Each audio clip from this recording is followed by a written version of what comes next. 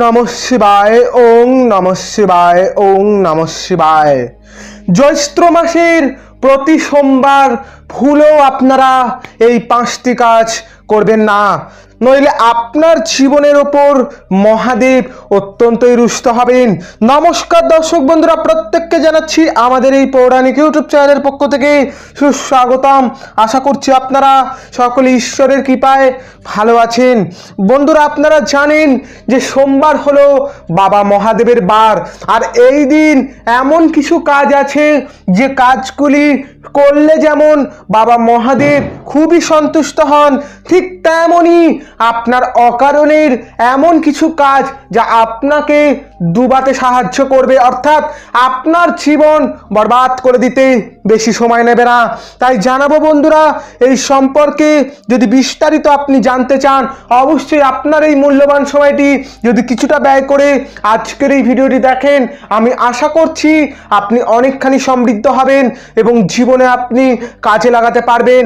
বন্ধুরা, এই ভিডিওটি সম্পূর্ণ দেখার পর যদি আপনাদের ভালো লেগে থাকে অবশ্যই এটি লাইক করবেন, শেয়ার করবেন এবং চ্যানেলে প্রতিনিয়ত এই ধরনের ভিডিও পেতে অবশ্যই চ্যানেলটিকে সাবস্ক্রাইব করে পাশে থাকা নোটিফিকেশন বেল অন করে রাখবেন এবং অবশ্যই দেবাদিদেব মহাদেবের উদ্দেশ্যে কমেন্ট করে জানাতে কখনোই ভুলবেন না।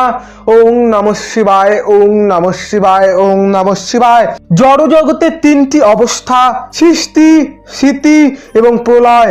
ব্রহ্মা হলেন সৃষ্টিকর্তা, বিষ্ণু হলেন পালনকর্তা, আর শম্ভু বা দেবাদিদেব মহাদেব হলেন সংহারকর্তা।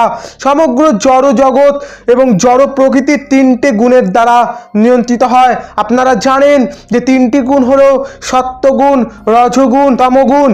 সত্যগুণের অধীশ্বর হলেন বিষ্ণু, রজগুণের অধীশ্বর হলেন ব্রহ্মা এবং তমগুণের অধীশ্বর হলেন শিব বা শম্ভু। আপনারা জানেন যে শিব শব্দের অর্থ হলো মঙ্গলময়। তা সত্ত্বেও শ্রীমদ্ ভগবদ গীতার বর্ণনা থেকে আমরা জানতে পারি ভগবান শিবের নির্মল স্নাভ দেহ ভস্যের দ্বারা আচ্ছাদিত, জটাজুত শ্মশানের ধূলির প্রভাবে ধূম্রবর্ণ। তিনি সন্ধ্যাকালে ভূতগণ পরিবেষ্টিত হয়ে তার বহন বৃষভের পিঠে চড়ে ভ্রমণ করেন, অথচ ব্রহ্মার মতো মহাপুরুষেরা তার শ্রীপাদ পদ্মে নিবেদিত পুষ্প মস্তকে ধারণ করেন। বন্ধুরা, এই প্রসঙ্গে একটি কথা আপনাদের উদ্দেশ্যে জানাবো, যা আপনারা প্রত্যেকেই সোমবার দিন কিন্তু দেবাদিদেব মহাদেবের মাথায় জল ঢালতে কখনোই ভুলবেন না। পুজো আরাধনা তো করবেনই, ঠিক তেমনই জল ঢালতে কিন্তু কখনোই ভুলবেন না। আপনারা জানেন যে বাবা মহাদেব এমন একজন দেবতা যাকে খুব অল্পতেই সন্তুষ্ট করা যায়, তাই তাকে আশুতোষও বলা হয়। বন্ধুরা, আপনাদের উদ্দেশ্যে জানাবো, আপনারা প্রত্যেক দিন সোমবার সকাল সকাল ঘুম থেকে উঠে নিরামিষ আহার গ্রহণ করে শিবের মাথায় জল না ঢালা পর্যন্ত আপনারা কখনোই ব্রত ভঙ্গ করবেন না। এবং শিবকে যখন আপনি জল নিবেদন করবেন, অবশ্যই শিবের অত্যন্ত প্রিয় বেলপাতা, আকন্দ ফুল এবং ধুতরা ফুল নিবেদন করতে কখনোই ভুলবেন না। এবং যখন আপনারা জল নিবেদন করবেন, অবশ্যই মহাশক্তিশালী পঞ্চক্ষর মন্ত্র উচ্চারণ করতে কখনোই ভুলবেন না। মন্ত্রটি হলো ওং নমঃ শিবায়, ওং নমঃ শিবায়, ওং নমঃ শিবায়। বন্ধুরা, এবার আমি আপনাদের উদ্দেশ্যে জানাবো কোন কোন কাজ এমন একটি পবিত্র দিনে অর্থাৎ সোমবার আপনারা কখনোই করবেন না। প্রথম যে জিনিসটির কথা বলবো সেটি হলো, আপনারা এই দিন কোনো মতেই আমিষ খাবার গ্রহণ করবেন না। হ্যাঁ বন্ধুরা, নিরামিষ আহার যদি এই দিন গ্রহণ করেন বাবা মহাদেব খুবই সন্তুষ্ট হন। এবং আরও জানাবো, আপনারা এই সোমবার দিন ভুলেও কখনো কোনো প্রকার প্রাণী হত্যার চেষ্টা করবেন না। মনে রাখবেন, বিশেষ করে সাপ। হ্যাঁ বন্ধুরা, আপনারা মাথায় রাখবেন যে মহাদেবের অত্যন্ত একজন প্রিয় সঙ্গী হলো সাপ। তাই এই দিন কোনোভাবে আপনারা সাপের হত্যার চেষ্টা করবেন না, কারণ এই দিন আপনি যদি সাপকে মারেন তাহলে বাবা মহাদেবের প্রলয় কিন্তু আপনার জীবনে নেমে আসবে। এরপর তৃতীয় যে বিষয়টির কথা জানাবো সেটি হলো, এই দিন আপনারা বাড়িতে কখনোই ঝগড়া ঝামেলা অশান্তি সৃষ্টি করবেন না। বাড়ি সবসময় শান্ত পরিবেশ রাখবেন, শান্ত রাখবেন। হ্যাঁ বন্ধুরা, কখনোই এই দিন লোকের নামে পরচর্চা, পরনিন্দা, কটূক্তি বা কাউকে কখনো মনে কষ্ট দিয়ে আঘাত দিয়ে কথা বলবেন না, নইলে আপনার জীবনে ধ্বংস অনিবার্য। এরপর যে বিষয়টি কথা অবগত করব সেটি হলো আপনারা এই দিন অবশ্যই মাছকে আটার গুলি খাওয়াতে পারেন। মাছকে আটার গুলি খাওয়াতে পারলে বাবা মহাদেব খুবই সন্তুষ্ট হন। হ্যাঁ বন্ধুরা, এবং আরও আপনাদের উদ্দেশ্যে জানাবো, এই দিন যদি আপনার বাড়িতে কোনো দুস্থ দরিদ্র মানুষ আসে তাকে কখনোই আপনি খালি হাতে ফিরিয়ে দেবেন না। আপনার সাধ্যমতো কিছুটা সাহায্য করবেন। বাবা খুবই সন্তুষ্ট হন। যাদের মধ্যে সৎ গুণ রয়েছেন, যারা দয়ালু মানুষ হয়ে থাকেন, যারা পরের উপকার করতে ভালোবাসেন, তাদের জীবনে বাবা মহাদেবের আশীর্বাদ অশেষ কৃপা সারা জীবন ধরে থাকে এবং সেই ব্যক্তি জীবনে চরম পর্যায়ে পৌঁছাতে পারে বাবা মহাদেবের আশীর্বাদে।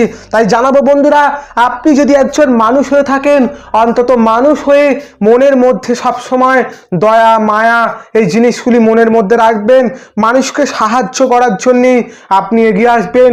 কখনোই আপনার অতিরিক্ত নয়, আপনার সাধ্যমতো করবেন, তাতেই বাবা মহাদেব খুবই খুশি হবেন। হ্যাঁ বন্ধুরা, এরপর আমি আপনাদের উদ্দেশ্যে যে বিষয়টা অবগত করব সেটি হলো, এই দিন আপনি বাবা মহাদেবের সামনে অবশ্যই একটি প্রদীপ জ্বালাতে কিন্তু কখনোই ভুলবেন না।